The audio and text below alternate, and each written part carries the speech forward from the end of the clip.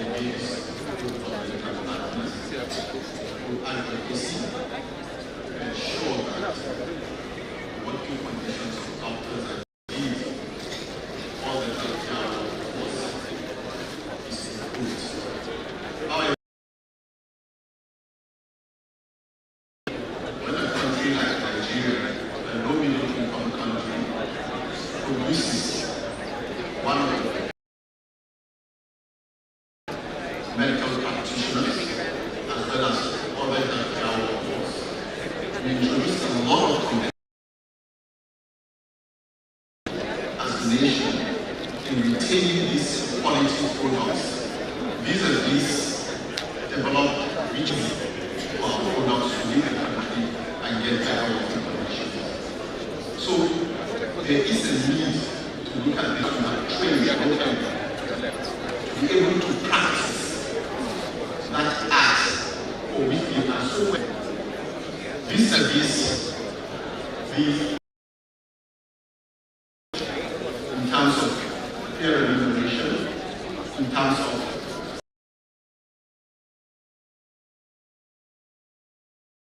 safety, and the policy of infrastructure and working equipment, and treatment and intervention tools that you're providing them, including their career progression.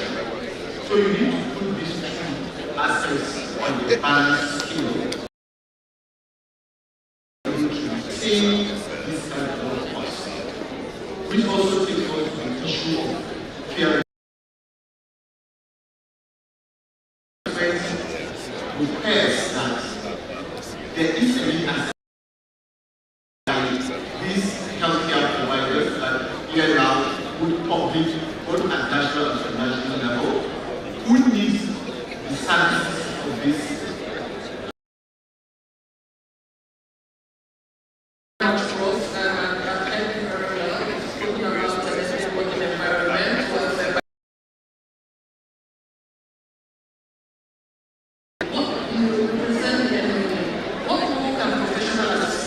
Like yours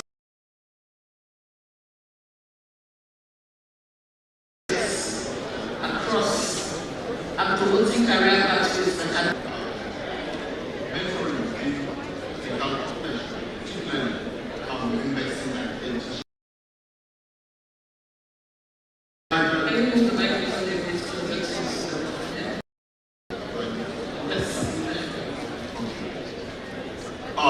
it's process, and it is actually embedded in our training, fundamentally on mentoring,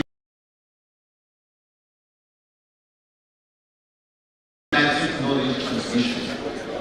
Now, young or junior doctors and other healthcare providers, you must be able to provide for them beyond mentoring that career pathway that enables them to grow their full potential.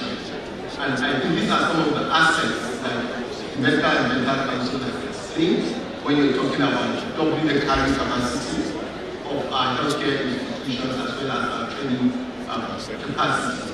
You must be able to create that quality, both within, so that they can realize their potential, as well as the training who are graduating college to be able to absorb their learning of both knowledge and the ability to practice what they know best. Thank you very much.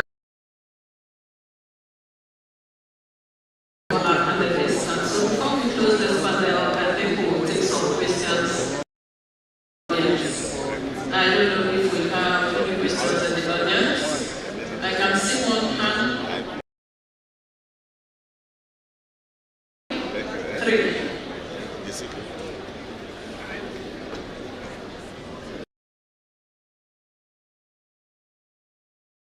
Is there the microphone? I think number 1 is right behind.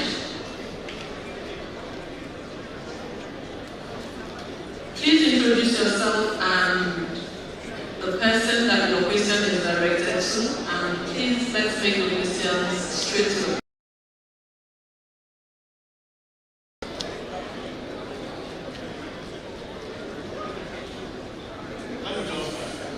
Good morning, everyone. Thank you very much, finalists, for the presentation.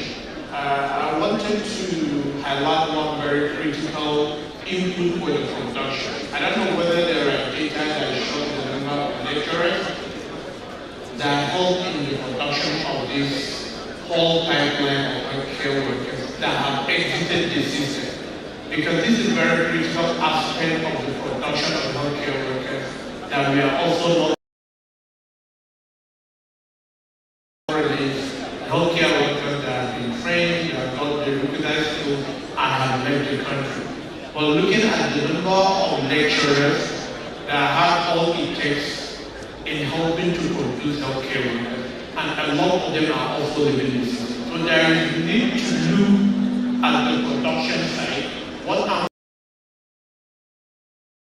these critical input for the production? Because this is also has also led the system. So this is also contributing towards the lower output of the. I think this time you take it to the back. Very important point that is made there around production. Right at the back, I can see the person that's yes.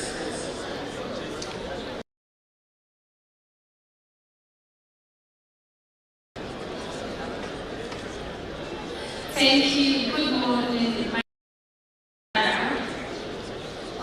My question goes to the person that talked about human resource for health and eating that produce the health worker, especially the community health workers. How resources to train, retrain, and train all the right thing. I think it's important that we get to income. Thank you very much. I think we hear you very well. We should ensure that we get the quality right from the start. Number 3. 3 and 4.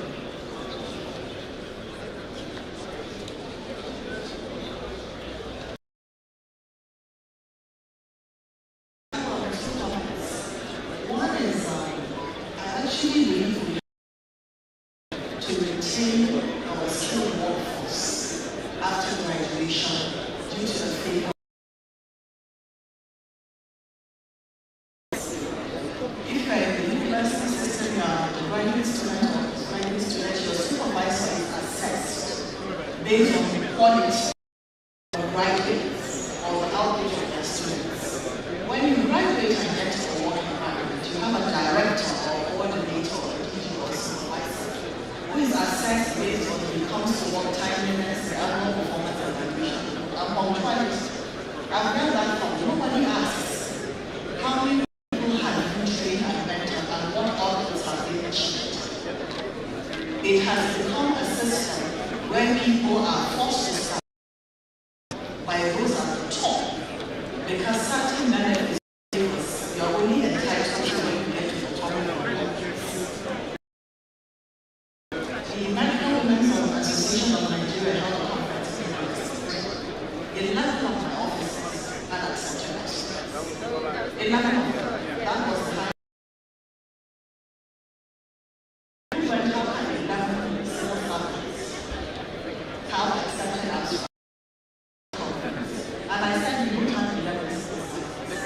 You have 11 mentees who were imparting skills that were acquired by education. If you have skills in scientific writing, you should be assessed on how many medical doctors and nurses all day, just like the universities, have been able to achieve that.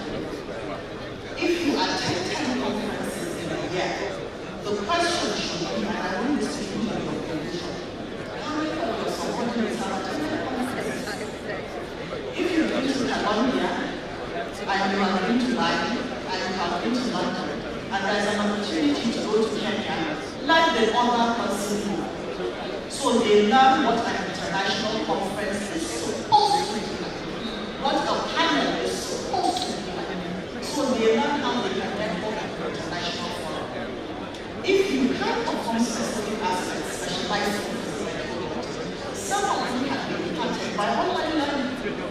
You can schedule a Zoom meeting in your workplace and transfer the skills to your subordinates. We fail to do that, and they get frustrated, they get disenfranchised, and we give them command. So they need to wear their senior ambitions. We need to do better. Secondly, in the states, I don't know has a human resource management policy. We have a strategic plan. We have to do better with retention. When I was a kid, I remember health workers had houses. Now you have to drive from wherever you want to get to the workplace. The car is out. If any health worker is posted this distance, that individual must be subsidized, or that person will have the backing of the labor union, which we are all supposed to do. That is how it can change. And that person will not come to work to fulfill that requirement. Thank you very much. I have a last comment I have.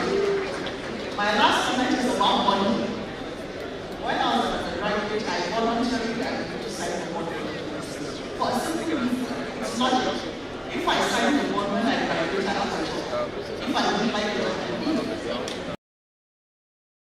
The state should be it helps a lot of things.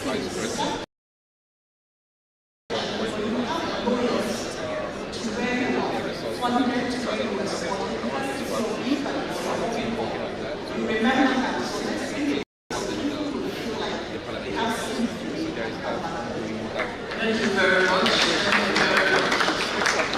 Thank you very much. We are running out of time. I will take one more from this end just because I have this end seems to be my business.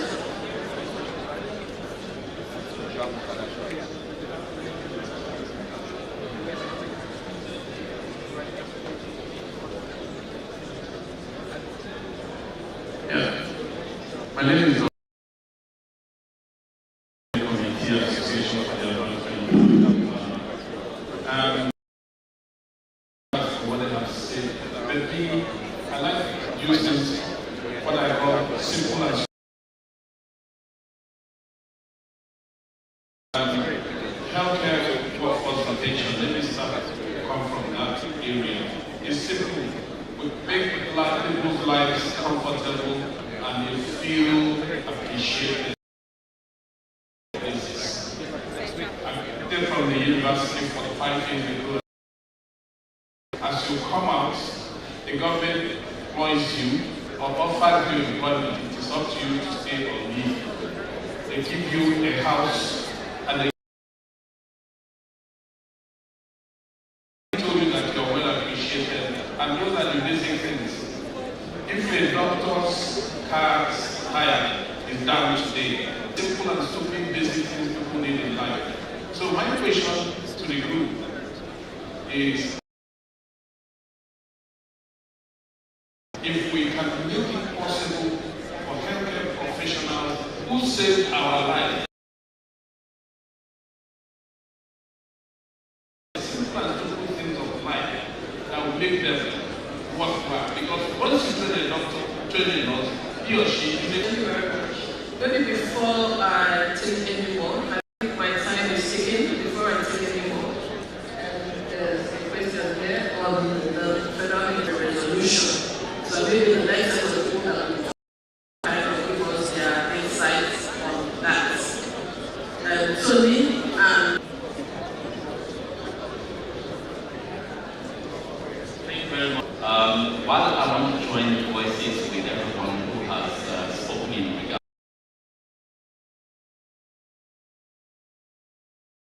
human resources for health, but I also want us to look into the future. There's evidence to show that in the patients who come to our facilities, even more. Yet, what we focus on at the moment in the training of our clinicians is training at how to take history. So my question is it possible to begin to look into the future and ensure that our human resource development in terms of clinicians focus on, infusing AI into the question posed, whether we should have a national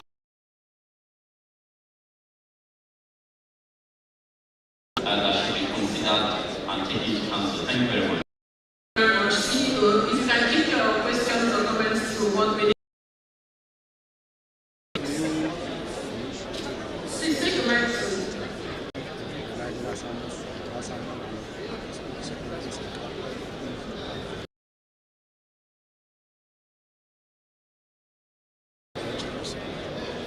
I understand the issues around human resources. Everybody wants to speak. Thank you for the opportunity to really see on the image.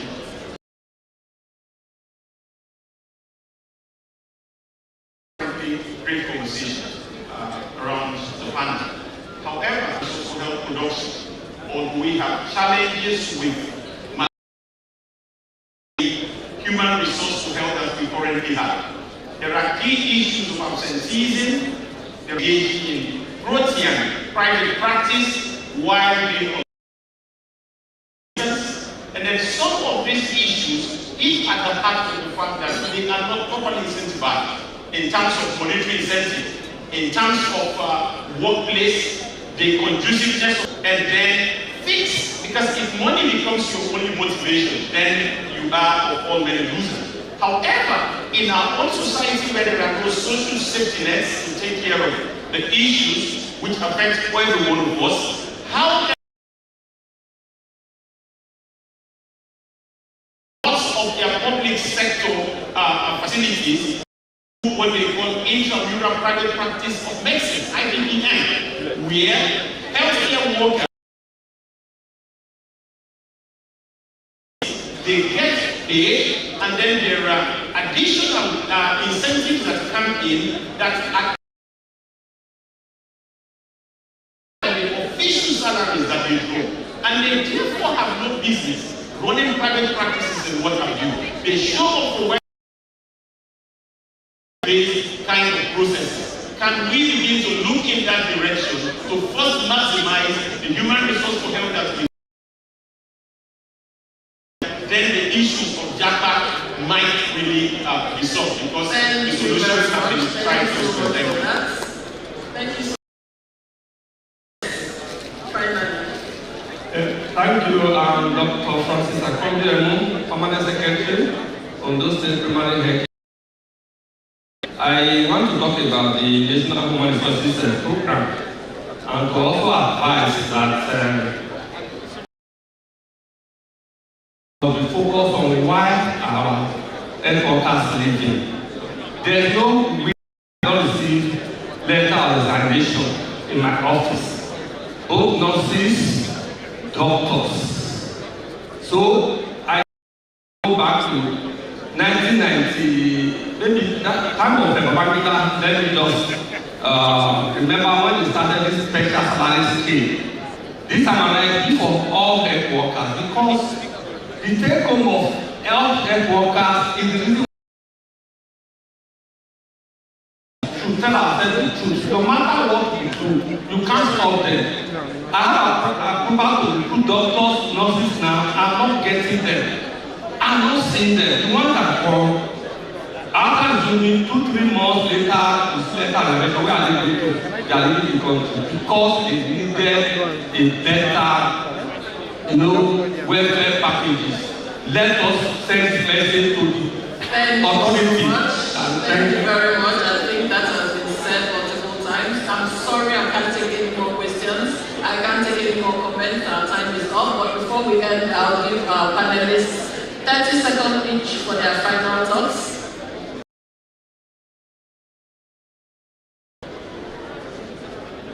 I'd like to say that all the comments and questions I heard are very pertinent, and the expansion program areas of infrastructure, faculty improvement and retention, the retention capacity of institutions, feedback mechanisms of students, and so on and so forth. By and large, is not a barrier to growth, and it is the foundation. Thank you very much. Dr. Khalil. I cannot get her too long. I cannot get her. I'm taking from the screen. Yeah, the problem of human resource for health is a chronic and wicked problem.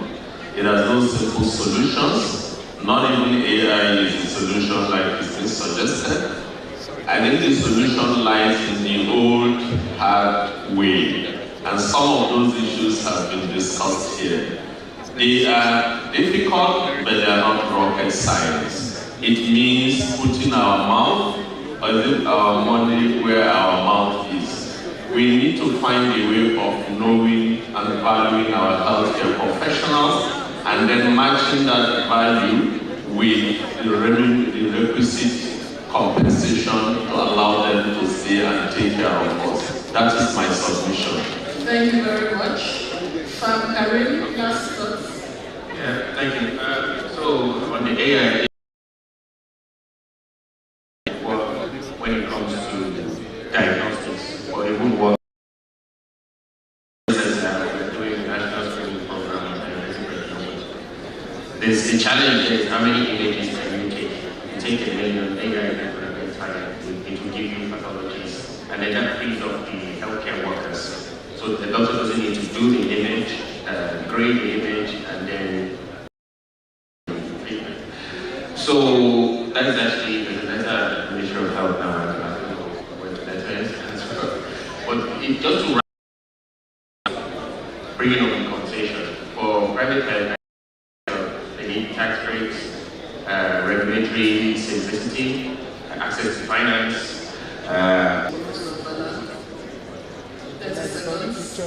And in order to get outputs that are best and competitive anywhere in the world. Quality in the retention of that healthcare workforce and quality in the health facility. When you put in quality, what you get out is quality. So what we're asking for improvement, then we must add that quality. And finally, Dr. Nanji Abnasa. Thank you very much. Well,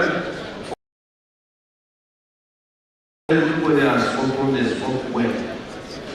What we need to do is the government to redefine its goals. So any other person, we are doing it for ourselves, and then there will be commitment. All problems are soluted. Thank you. Thank you very much. We've heard it all. All hands, one mission. That is the thing. Let's give them a round of applause, please.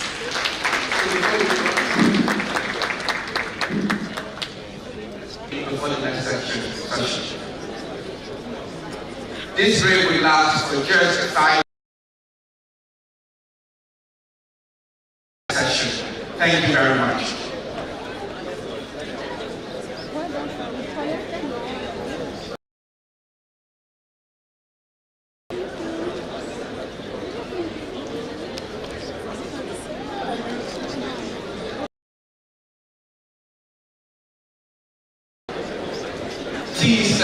Please feel free to grab a cup of tea during this break.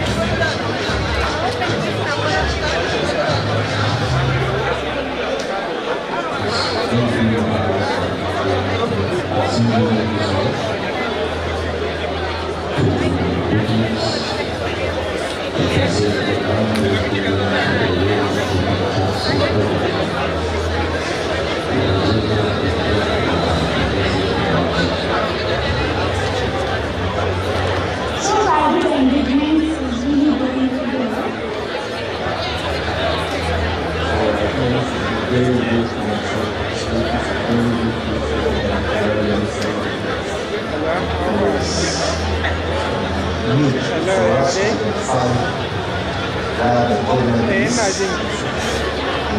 we need to do in order to get that project, and of course, what are the resources needed for us to see that we can do the issue. Assalamu alaikum. Whenever we feel multi-step primary health care, the UPT PMM has an initiative that is the mining project, which is maternal innovation production initiative. The multi-step is a very good one, and we pray and hope that these innovations and intervention that we bring to the multi-step will reduce our burden of maternal and newborn multi-step.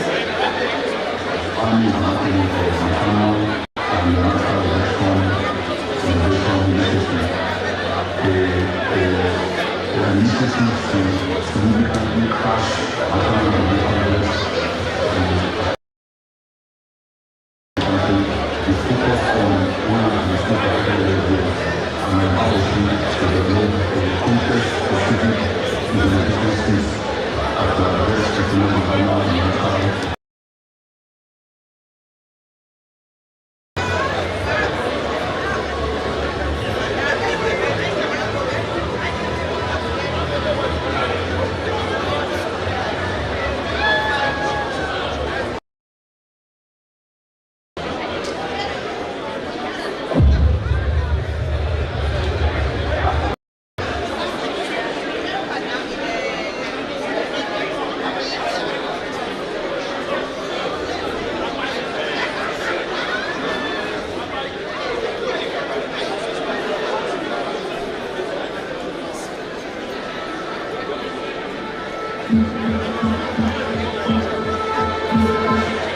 For many years, quality healthcare remained out of reach for millions of families.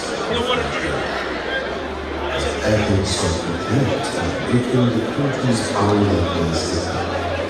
During the dated frequent shortages of electricity, water, and lack of medical equipment, essential commodities, as well as the ongoing struggle as a result, trust in our healthcare system was removed. Today, that trust is being removed.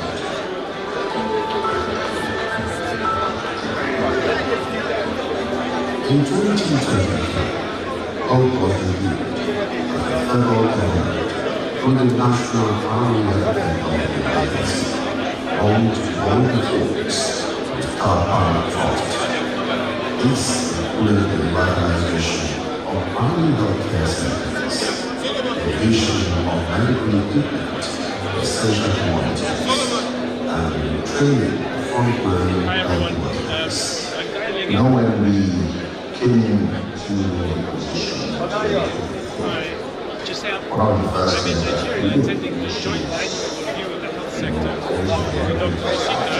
But this is lunchtime now, so I will call in and listen, okay?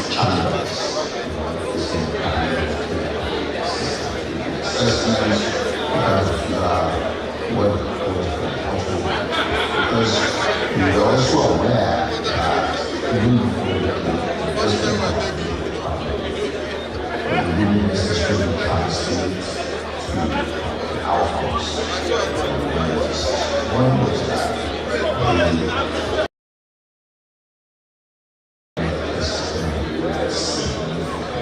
we didn't believe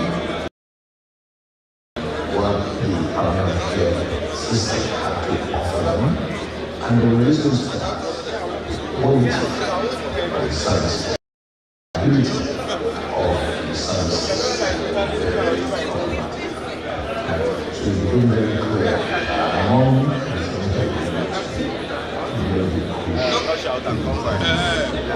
we got on us. Hey, my chief. I remember that.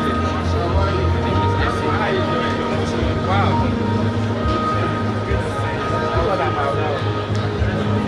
He's a big man.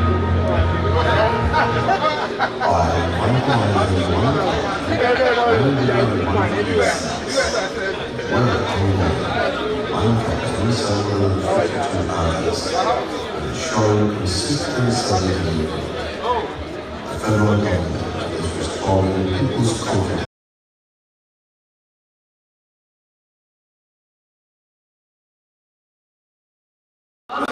Honorable Commissioners, heads of parastatals and MDAs, but as the unified call to action. And it is in that light, as I beg and I request, we are now on that beat of the official launch of Action Plan, the second National Action Plan on Health Security. Nigeria Minister of Health, I'd like to invite Dr. Adaeze Okonkwo, Dr. Anthony Adoge, invite one of our tables in terms of what he has been able to contribute with me, the Director General of NCOPC. Please join. Please welcome very, very warmly. Thank you today.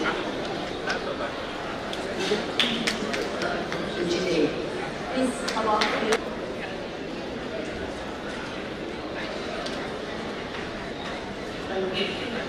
Tools that we are going to be launching now.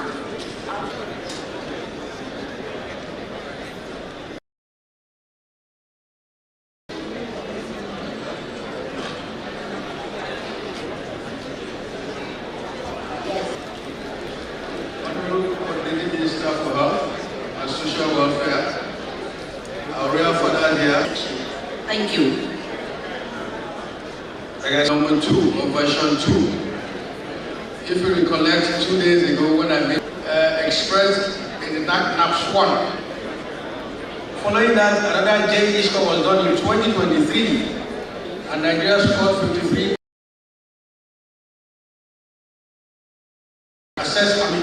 An upward score. Today, version 1. With this one again, it's going to move us closer to how we address the health security challenge, effective and mounting an effective response. You will recollect that we said, in this country right now, Honorable Minister, sir, let me sit on the existing protocol actually. Data and data and data, the oxygen of the world. If you look at it, DHL takes place every day. We are collecting about 50 indicators meant to monitor health programs. And you thought you read it so quickly, sir. To our various partners who funded or supported us in preparing this NAPS 2. Thank you so much. Yes, of course. Next to Juliet from FCBO. 30. It's been a huge effort to get to this point. FCBO. 30. It's been a huge effort to get to this point, and I want to really congratulate the Federal Ministry of Health partners and everyone who's congratulate the Federal Ministry of Health partners and everyone who's and a health sector that can best protect its people in the face of climate change.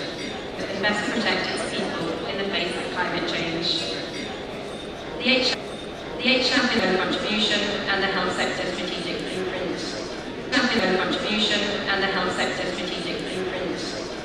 So follow and additional financing such as the Green Climate Fund. Commitment to this agenda. And it's great that the Ministry of Health is represented at agenda. Well, they'll be showcasing Nigeria's leadership on climate change and health. The UK's been really proud to support these efforts, and will continue to support you on this. Very much. Very much. Good afternoon, coordinating Minister of Health and Social Welfare, all that protocols daily observed. Today, one year is to redesign the health facility registry. There was a conversation in the room about facilities in this new newly redesigned pet facility registry, newly redesigned pet facility registry from the local government level. The State Ministry of Health will then approve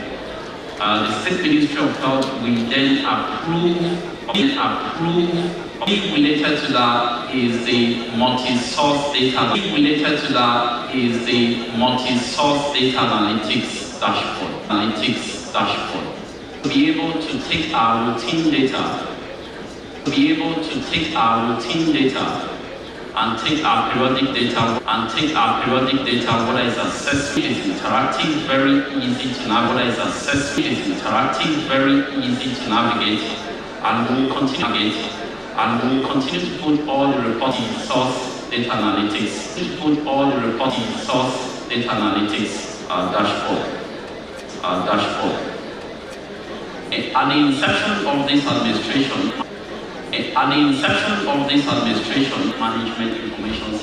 management information system is set up by law. It is just a VHIS2 and a few of the systems that are the NHMIS or systems that are the NHMIS. But the report has been circulated immediately after launch is launched by the coordinating minister. And last, the health sector strategic blueprint. And we have been able to develop an M&E plan that are set, and that is what has caused this review, which, if you look in the chart book or the National Health Statistics book that was produced to guide this process, you will see it shows progress every year, how we are implementing the Nigerian Health Sector and Renewal Investment Initiative. And we thank the coordinating minister for this launch, which is about to happen, and we will continue to work with others to infuse technology and innovation into the health sector and implementation of the blueprint. Thank you.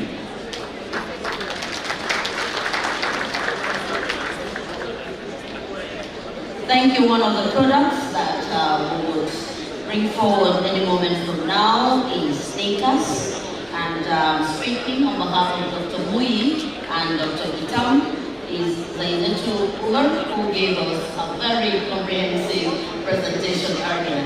So let's hear from you before we navigate to the private sector. Thank you very much, Muchi. So I'm speaking for the Nigeria Collaborative Action Strategy. Nigeria opted into this in 2024, and this year we were able to go full-blown into the implementation by testing it in 4 pilot states. That's in Kano, Yobe, Oyo, and we plan to do the phase 2 in Akwa Ibom. And the collaborative action strategy is to show that campaigns can be delivered in a more effective and efficient manner. This couldn't have come at a better time, with the dwindling resources and the need to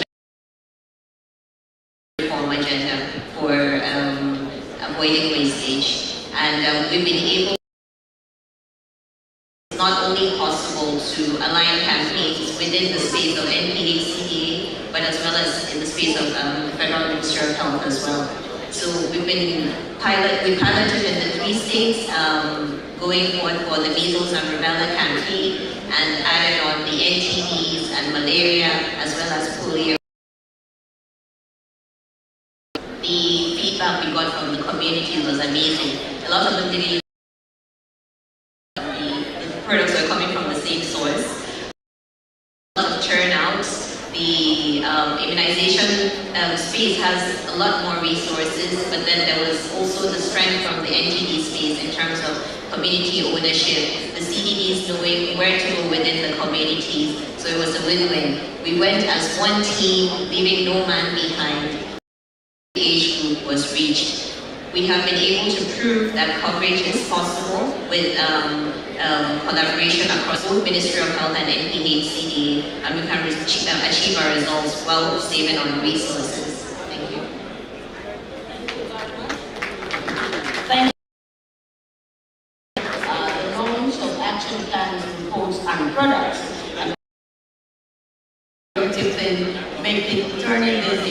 action words. So I'll go straight to today from the private sector to just give a perspective before we open up the golden table.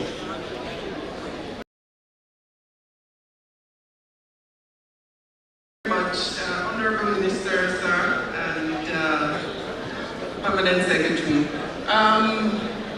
So, from the private sector perspective, I have to be entirely honest. I don't know what contribution we gave to these plans, but having said that, maybe there were individual organizations in the private sector that were contacted, but now that we are party to the compact, I would kindly, say that going forward, or suggest going forward, that there is a coordinated input from the private sector, which is huge. And considering the work that we're doing, providing over 60% of the care in service delivery as well as manufacturing and so on and so forth. So I'm happy to be here. I'm happy at least there's a document that we can, improve upon. But going forward, there should be a concerted effort to have private sector give input into some of these plans and also support government in action. Thank you very much. Thank you very much. Right. On our behalf, I think everyone here deserves a round of applause. Thank you for your insight and making it as short and precise as possible. We will move to the golden table, but I'd like to invite the coordinating health minister and minister of, I keep mixing this up, so I'll start all over again. The coordinating minister for health and social welfare, Professor Mohammed Adibate.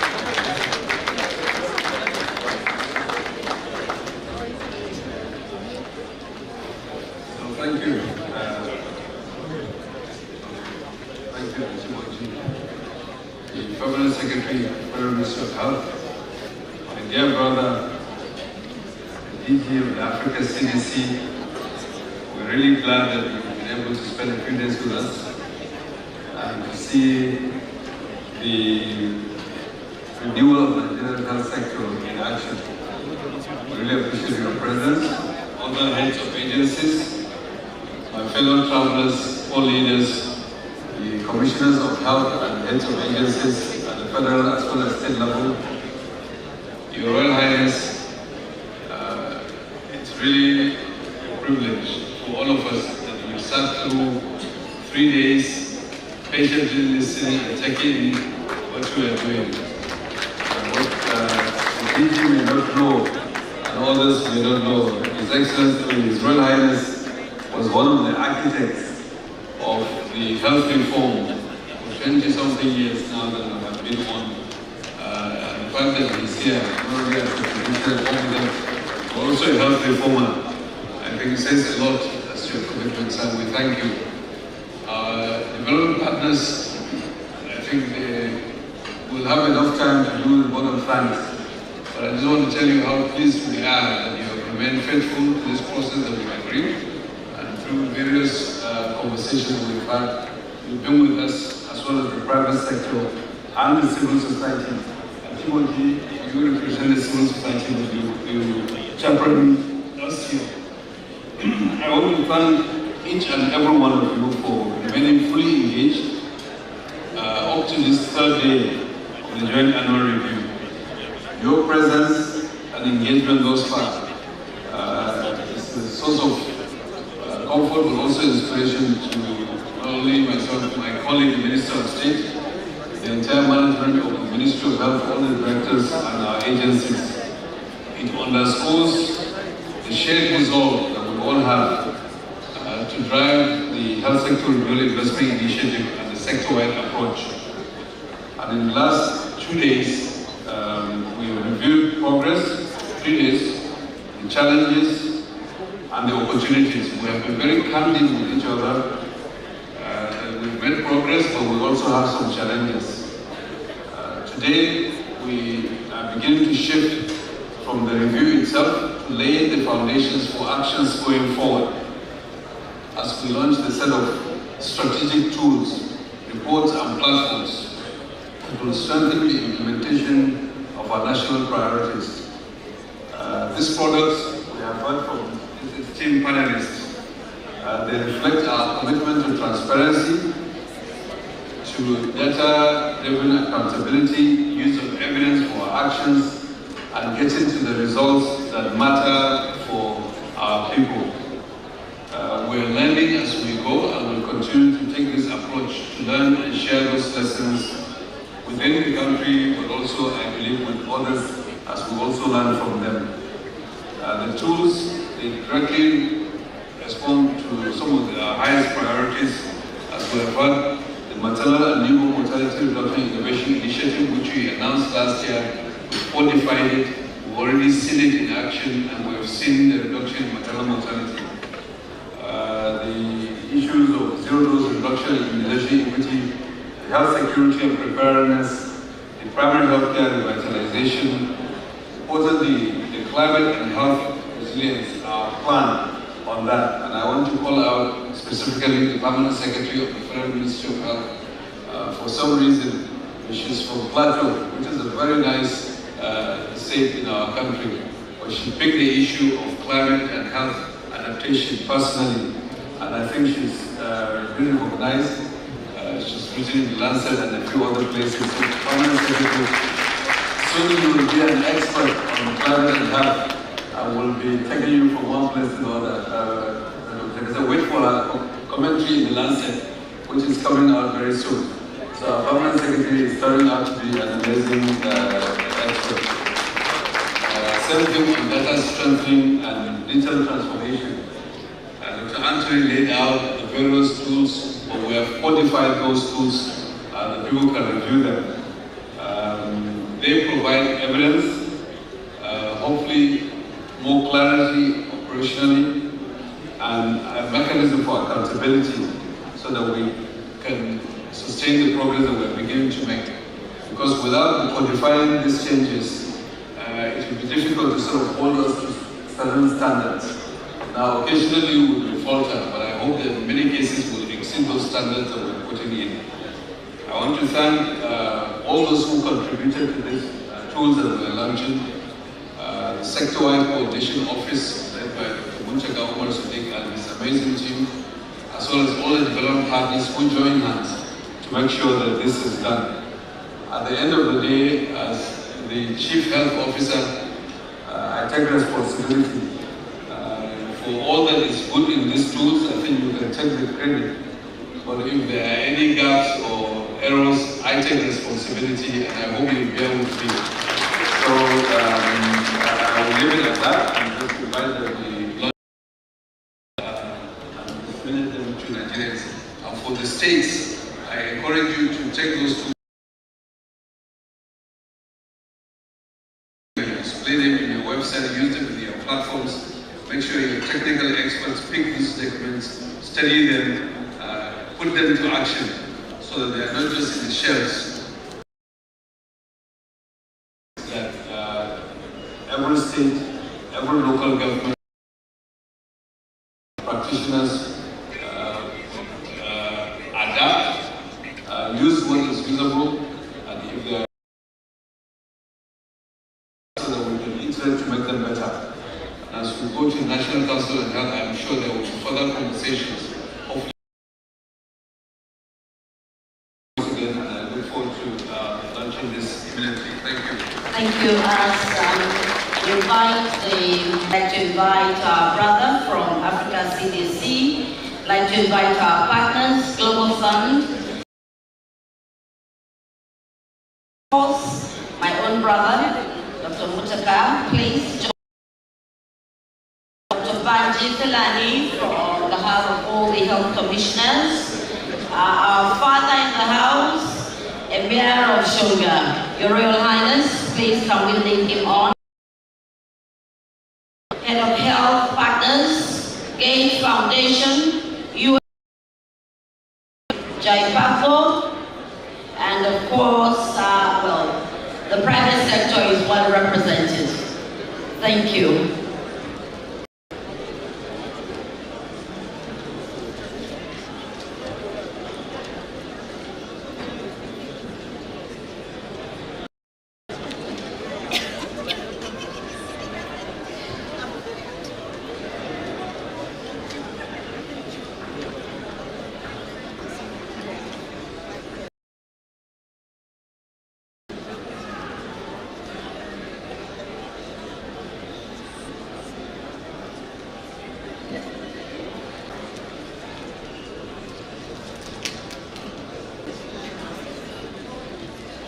batches.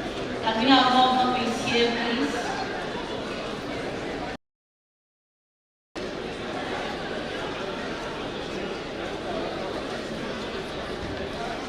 We have a copy.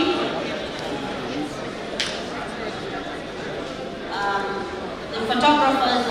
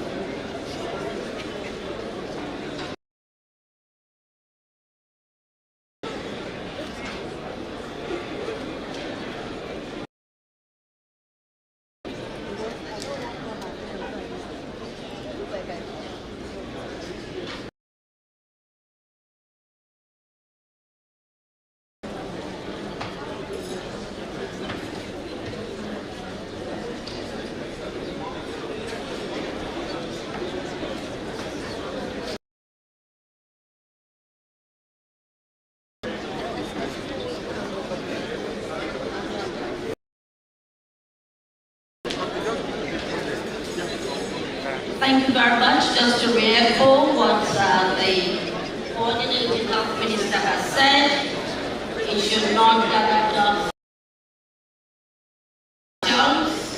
or it should be made actionable going forward.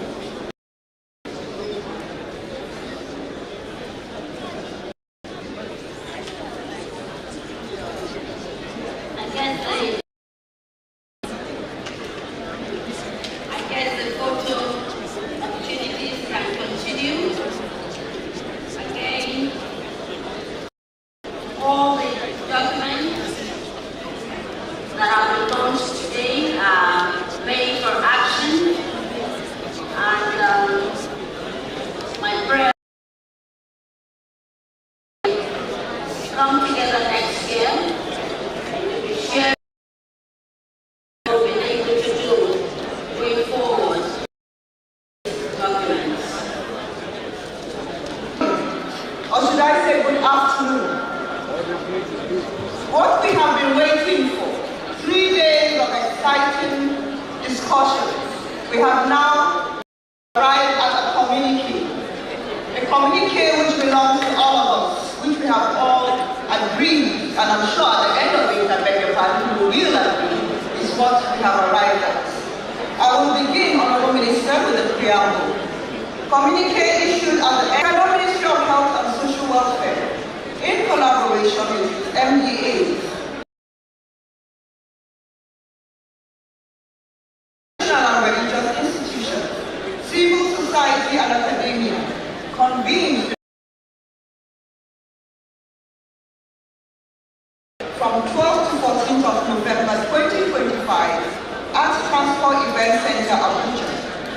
The 3-day review assessed national and subnational performance under the sector-wide approach and realigned collective action to accelerate renewal investment initiative and progress towards universal health.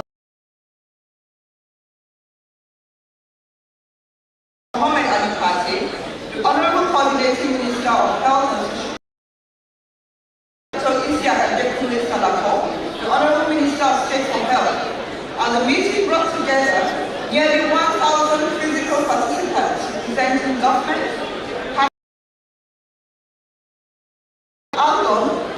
private organizations, media, and citizens across all. This year's review preceded for state-level jobs. Health sector renewal investment encompass and 12 principles of one plan, one budget, one specific objectives for the 2025 JAR were: 1. Review progress on the National Health Sector Renewal Investment Initiative, priorities, compacts, Contact commitments and partner accountability dialogue. 2. Spotlight best practices, innovations and opportunities for multi-sectoral learning and scale-up across all fields. And 3. Jointly identify performance optimization actions and agree priority resolutions and targets for 2022. Ladies and gentlemen, the major highlights include the following. 5 joint annual review with strong participation.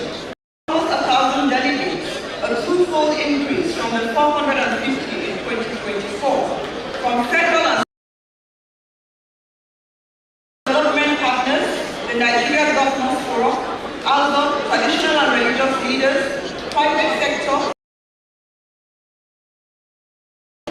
official signing of the Universal Health Coverage Compact Addendum, private sector actors, LGAs, traditional institutions and other ministries, integrating emerging health sector priorities, responding to global health financing shifts, and strengthening accountability through clearer ask and offer frameworks. 5. National health sector renewal. Early gains in maternal and neonatal mortality reduction under MAMI, improvements in local manufacturing, regulation and food procurement under the health value chain reforms. Surveillance, laboratories and emergency operations, and transitions in preparation for evolving global landscapes. Showcase of key digital tools include the Basic Healthcare Provision Fund digital platform, the National enabling free training for frontline health workers, and primary healthcare revitalization dashboards, providing real-time facility readiness and service delivery visibility. The Safe Marathon Restaurant, NHIA digital platform for claims. First of its kind open dialogue on corruption and judiciary risk, featuring the Basic Healthcare Provision Fund case study, cross-agency perspectives and clear actions and commitments to strengthen transparency and accountability. Conduct of the expanded ICC session, which brought together senior leadership from the National Primary Healthcare Development Agency, Federal Ministry of Health and Social Welfare, development partners and for a rigorous review of immunization performance. The session enabled deeper engagement on data quality, accountability frameworks, vaccine financing outcomes, and demonstrating stronger integration of ICT processes into the job. Flagship exhibition and learning showcase at JAM with over 45 abstracts and multiple development partners and private innovators, demonstrated tools, dashboards, digital applications, policy frameworks and program results. The exhibition created a shared learning space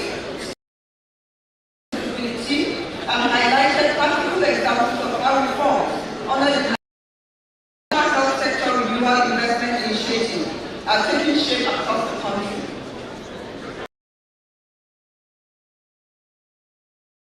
To elevate citizens' perspectives and strengthen a transparent feedback loop between Nigerians and health leaders, the forum enabled open dialogue on cost of care, service quality, facility responsiveness, health worker behavior, and accountability, ensuring that lived experiences directly inform future policy and program adjustments.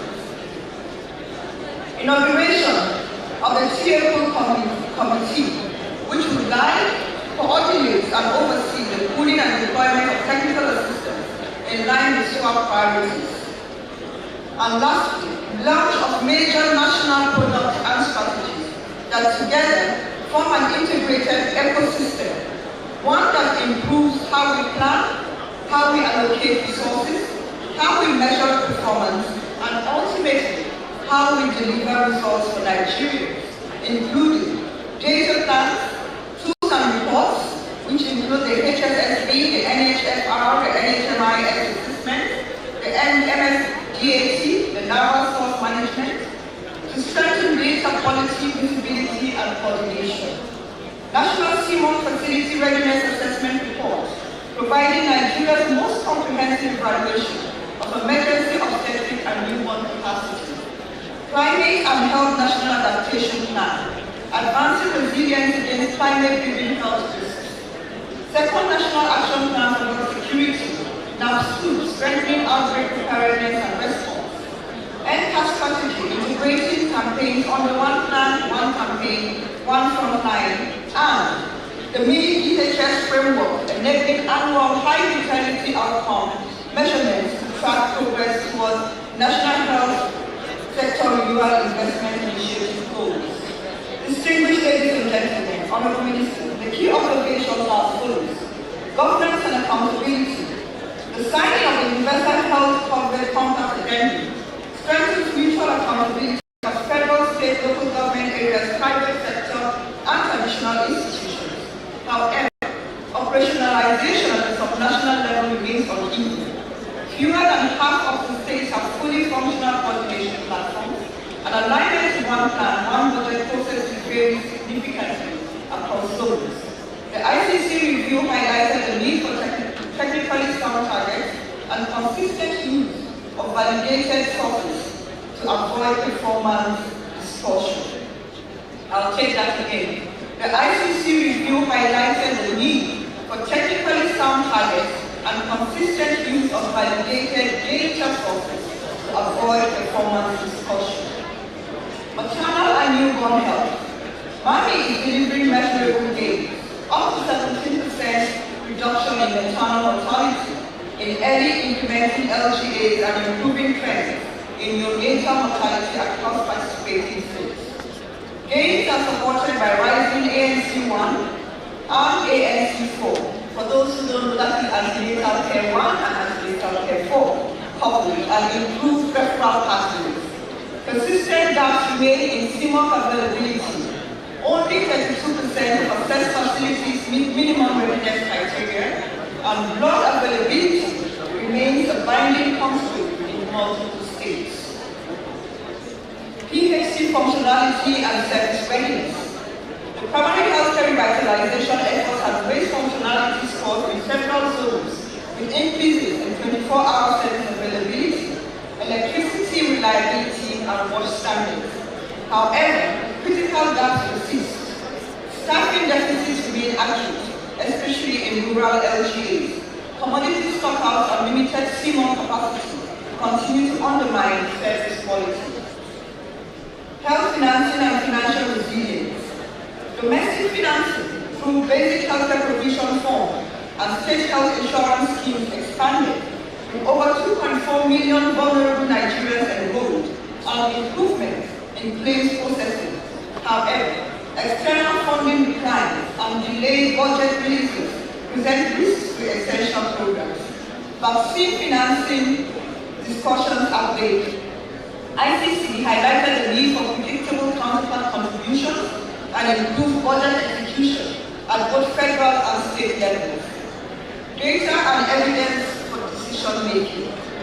The integration of the NHFR, the NHMIS assessment recommendations, MSDAP, and the mini DHS framework strengthens Nigeria's pathway to a single source of truth. States with stronger data governance demonstrated better alignment between administrative and survey indicators. However, routine use of these platforms at state and LGA levels remain inconsistent, with varying levels of data validation, completeness, and timeliness, limiting full sector accountability. Market shaping and local production. Reforms under the Presidential Value Chain Initiative continue to gain momentum, with new MOUs signed with local manufacturers and over 40 private sector entities engaged in expanding pharmaceutical and diagnostic production.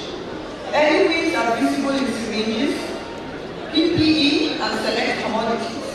Sustained industrial policies, regulatory clarity, and guaranteed demand mechanisms will be essential to scaling local production and reducing dependency on imports.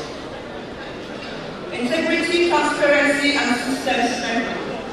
Across the immunization financing and primary health care operations. Data quality improvement and anti-fraud controls remain critical. Cases of ghost workers, irregular payments, double expenditures, and weak fiscal tracking were highlighted. Enforcing compliance with treasury guidelines and institutionalizing routine audits are central to building public trust. Sexual and reproductive health. Progress in sexual and reproductive health is evident with availability of enabling policies and state-owned implementation platforms. However, facility readiness remains a critical bottleneck. 30% of basic health provision fund facilities currently provide a complete suite of sexual and reproductive health services, and 86% of the access population continues to face access barriers. Stronger community, especially male involvement, sustainable financing and integration are required to accelerate progress and ensure investments translate to improved outcomes. And immunization. Mixed performance in the implementation of the Gavi accountability framework across core programmatic and especially the vaccine financing indicators due to tight fiscal realities. Distinguished ladies and gentlemen, the resolutions as follows. In line with international commitments on donor coordination and the shift to supporting government priorities by supporting government ownership and using national systems, the meeting resolved to strengthen stakeholder coordination for improved health service delivery, ensuring alignment with the commitments outlined in the compact. These include operationalize the Universal Health Coverage Compact Addendum by Q1 of 2026 through a co-created implementation framework with clear acts and offer commitments and a robust tracking mechanism.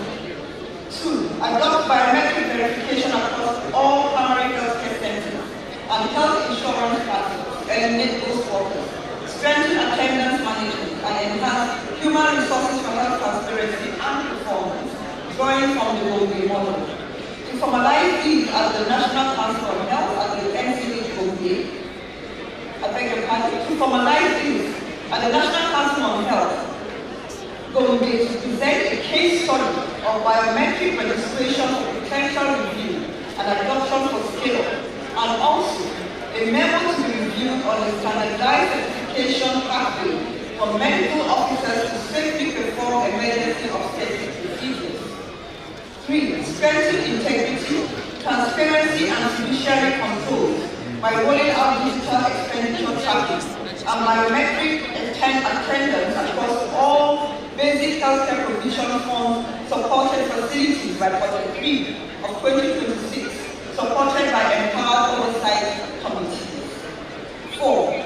Improve data quality and use for action by implementing robust quality assessment plans, optimizing DHIS2, and strengthening data culture and management practices across levels. 5. Advance human resources for health reforms by establishing a national human resources for health program and explore deployment of new cadres of the future health workforce aligned with Nigeria's emerging service delivery priorities and long-term economic ambitions, including value chain optimization, regulation, and management. 6. Accelerate and scale the money program nationally. Close the financing gap through domestic resource mobilization and private sector resource pooling, strengthen LGBTC and community engagement, and expand to new LGAs guided by mini DHS data, with full scale-up of MPC DSR and reference systems by Q4 of 2026. 7. Improve access to and quality of sexual reproductive health through policy domestication, sustainable financing, community engagement, and stakeholder collaboration. Specifically, A. Domesticate and disseminate key policies, the STOP, the VAC, the TSTS, etc. across remaining states by leveraging the Governors Forum, First Ladies Forum, and targeted sensitization of state health leaders, traditional and religious leaders, while also reviewing constitutional provisions to be enforced as fundamental rights to life. B. Integrate sexual and reproductive health, that is family planning for abortion care, into maternal health service delivery at all levels. C. Urgently address family planning stockouts and strengthen sustainable sector reproductive health financing through a total market approach, leveraging the drug revolving fund for paying clients, ensuring full sector reproductive health coverage under the Basic Healthcare Provision Fund, and prioritizing vulnerable groups for free of subsidized services. D. Apply a large prioritization and contextualization, including integrating post-menopause, deploying CSOs to strengthen community awareness, shift harmful to sexual and reproductive health services, while addressing socioeconomic determinants of maternal mortality, such as girls and women's education, through coordinated and multi-sectoral collaboration with relevant stakeholders. Distinguished guests, ladies and gentlemen, deploy and scale the primary healthcare financial management system and explore linkages with financial institutions to improve real-time visibility and mitigate fiduciary risks. Expand health insurance coverage and equity programs by enforcing employer insurance mandates for all organizations engaging with government, scaling up equity schemes, digitizing enrollment and claims, and enrolling 5 million Nigerians, including 1 million additional vulnerable persons, by the end of the year 2026. Advance local manufacturing and supply chain resilience by operationalizing medical, incentivizing private sector investment, and transitioning at least 20 priority commodities to local production, with 5 new manufacturing plants operational by 2026. Nigeria committed to the full release of its counterpart for vaccines procurement and meeting its obligations in the revised accountability framework, AX 3.0.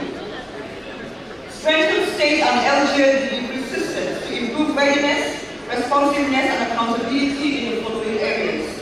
A. State-level resource mobilization, focal accountability, and performance tracking, ensuring LGA structures are fully aligned with the National Health Sector Renewal Investment Initiative priorities. B. Emergency response capacity by scaling NEMSES and RESMA and ensuring all primary health care meet minimum readiness standards for CMON and timely referral. C. Interagency collaboration across the National Primary Healthcare Development Agency, the National Health Insurance Agency, National Center for Disease Control, the National Malaria Elimination Program, NAFDAC, and other key actors to strengthen integrated service delivery and facility readiness. Accountability for drug revolving funds to eliminate leakages, curb corruption, and ensure uninterrupted access to essential medicine.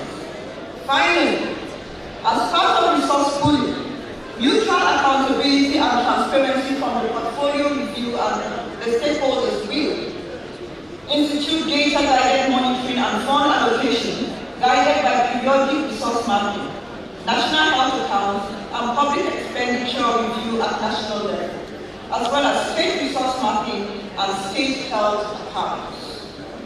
Support strengthening of the public expenditure framework review by the World Bank.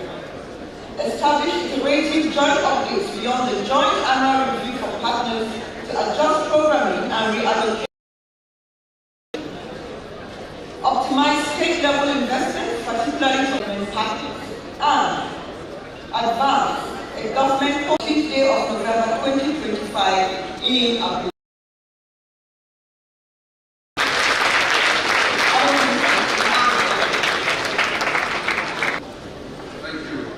I think the community speaks to the tremendous amount of work that took place over the last 3 days. I'm sure the room will accept, but I would like to propose a little bit of an amendment for being here with us. Key development partners were represented at high levels, acknowledging just WHO, UNICEF, Global Fund, Gavi, explicitly. I think it would be important to include that, alongside, of course, the thousands of participants, and including youth representations from health fellows. So the Secretary can make that amendment. Now it's for me to ask the room if we're in agreement with the community for us to then go ahead and issue as amended. All okay, I don't see any violent objection. I think everybody agrees that this is the communique, including the amendment. So I think so it passes. You can tell that I'm not a legislator, I'm a doer. So thank you very much. Permanent Secretary, I think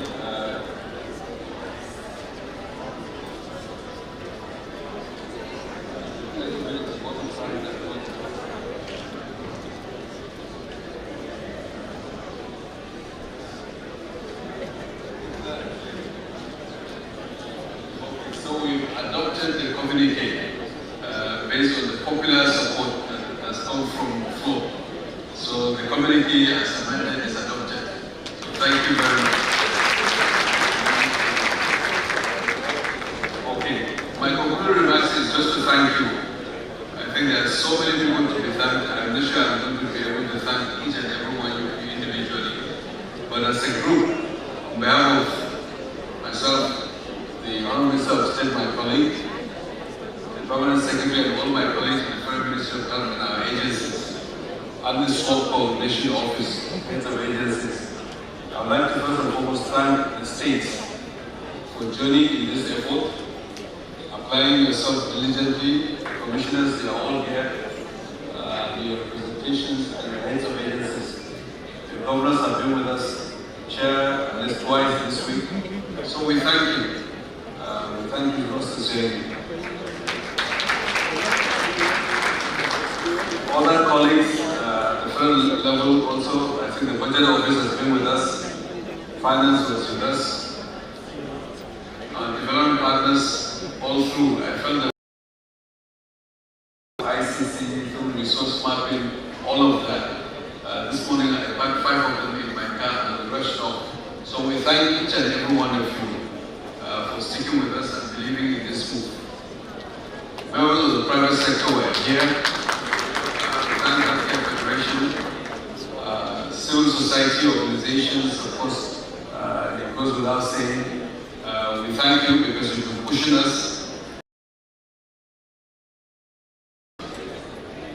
His Eminence the Sultan was unable to be here.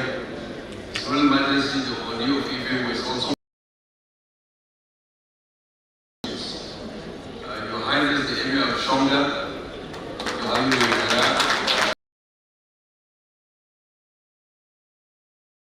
it's inspirational for all of us to continue to move in this direction.